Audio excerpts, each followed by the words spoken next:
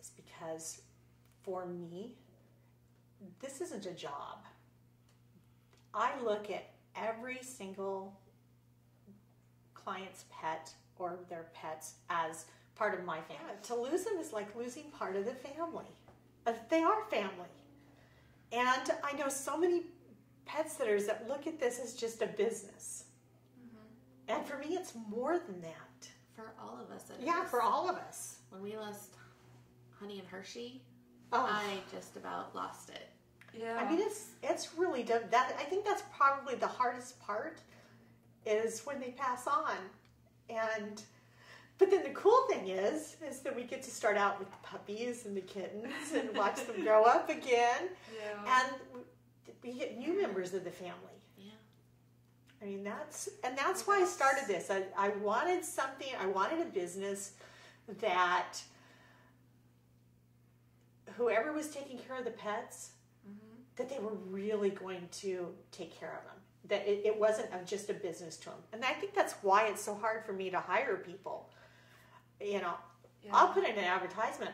I'll go through probably 50 people. And out of that, hire one.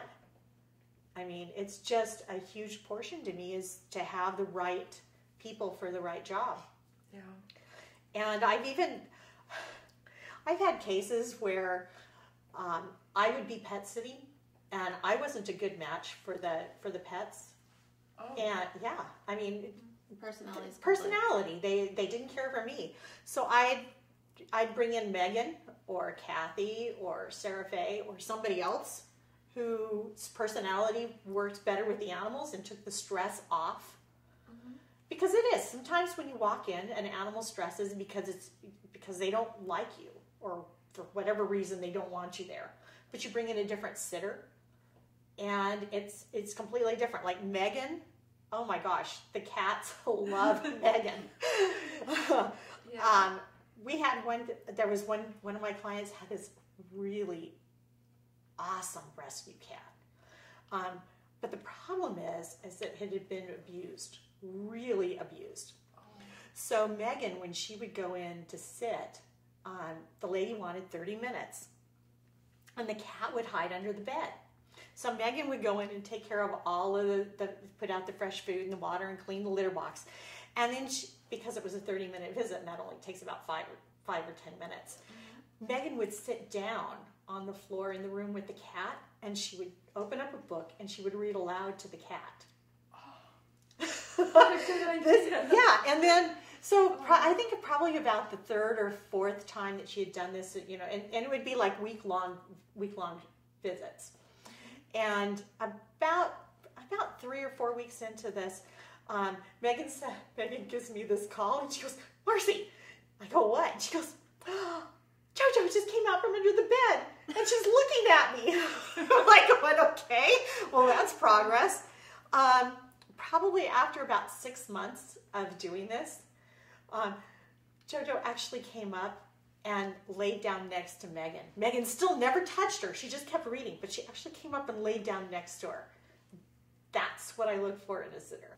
You know, there's so many different breeds and different species that people adopt as pets.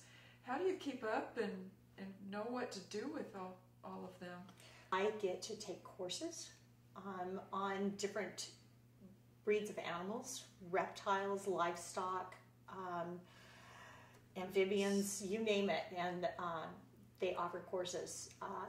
Being a member of the organizations like Pet Sitters International and the National Association for Professional Pet Sitters allows me to take those advanced courses. They're not available. Not only that, they have it's a certification course, and the certification has to be done every 3 years. You have to recertify. So it's an ongoing, continuing training process. Not only that, but we also certify with the Red Cross. You have to be ready for emergencies when you're taking care of people's pets. I mean, we've had, you know, you have 2 dogs, they're playing out in the backyard and they get rough and one, you know, bites a little harder when they're playing. We were taking care of someone's Great Danes and the dogs were playing in the backyard and one of them bit the other's leg enough that drew blood, so we had to take him into the vet. We have to make decisions like that all the time. If we've got a cat who has to have intravenous IVs, we have to be able to do that and give any kind of medications. You had Ruff had diabetes. and we had to do the injections morning and night. And you have to know what to watch for, so do they need to go to the vet from that? Part of that is included in the training is, medications and what you do. And we are seeing more and more varieties of animals. We're starting to do more birds. We're starting to do more reptiles, guinea pigs, rabbits.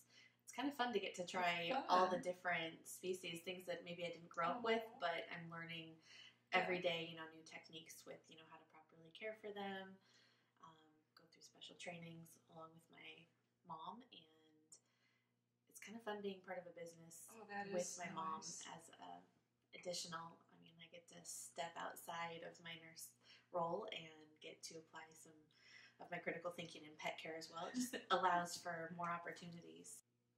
You know how I've been showing the dogs for the last 12, 13 years and doing all of the show grooming?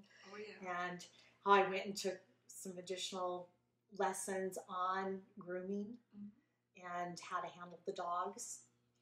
Well, I am going to start my own grooming business. I'm going to add it as part of the case-by-case services. But it's going to be a little different than anybody else's. Your dog will get one-on-one service. It's going to be really helpful. I know that I will be using my mom's services as well. Mia does not handle going to the groomers very well with the having to go back and wait in a crate while they're grooming other dogs when you have to drop her off. It just doesn't work for her. There's some dogs that don't do well with that particular environment. Mine's going to be completely different. I'm going to do an individualized, one-on-one, call it a spa day for your dog. I will come down, I will come and pick up your pet, your dog. I will bring her to my facilities. She'll get a bath. She'll get an absolutely beautiful blow dry, completely down to the skin, dry. Not the little bit of dampness you get when you bring them home normally. Nice. Completely dry to the skin. Good thorough brush out. No mats, no mats or anything. Any clipping that needs to be done. I'm going to do their nails. I'm not even going to charge the little bit of, how some of the places charge bits, for this service or that service or additional for this or additional for that. Mine is going to be a flat rate. I'm going for, the pickup will be a flat rate. The grooming will be a flat rate. There's no hidden charges, no weird funky things going on. But the neat thing is that there's not going to be any other animal.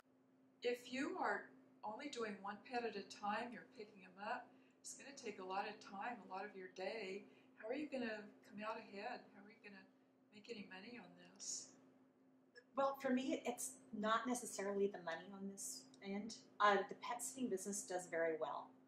This is something I'm adding in addition for my clients to give them another option. Also, it gives me a great chance to spend more time with the dogs. I get to see them when I'm not pet sitting now. Also, what's really nice is a lot of my clients work. And they, if they take their dogs in, the dogs spend the entire day basically crated, except for when they're, come out to get washed or dried or whatever. This way, there's a lot less stress. The dogs get that one-on-one attention.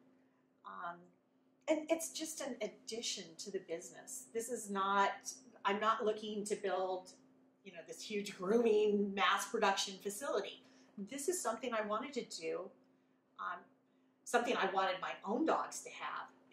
If that was a service offered somewhere, I would so take my dogs to do that. And I've got Disney princesses and Disney pets all over the walls.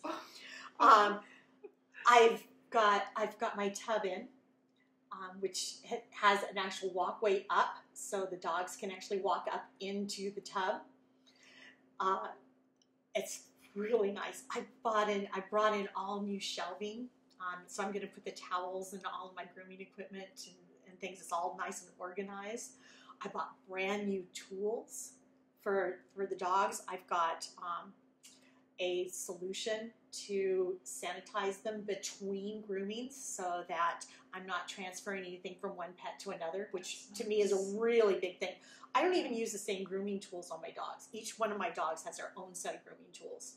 While that's impractical for the business, what I can do is, sanitize them between. So I'm going to be really careful on that portion. Got the new grooming table, the grooming arms. I cannot wait until you see the actual layout. It's fabulous. I even have this little section where I'm thinking about to give the dogs a break in between, so that they can play but still be safe. I'm thinking of doing a little fenced off section in the corner with like a little doggy bed type thing, and maybe some toys or something, so that they can have a break in between some of the grooming, because it's a lot of standing and they can get tired doing that.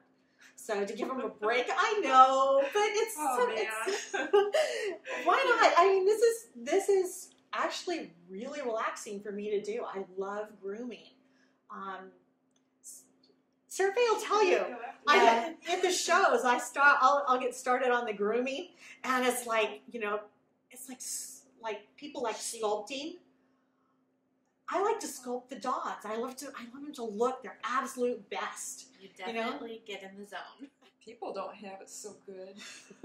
That's true. Hi, I'm Marcy Barber, and I own Case by Case Pet Services. I know there's a lot of options out there for pet care. There's boarding, there's other pet sitters, but I promise if you give us a chance, you'll never need another pet sitter. Give us the chance to make your pet part of our family. I can vouch for them being the best.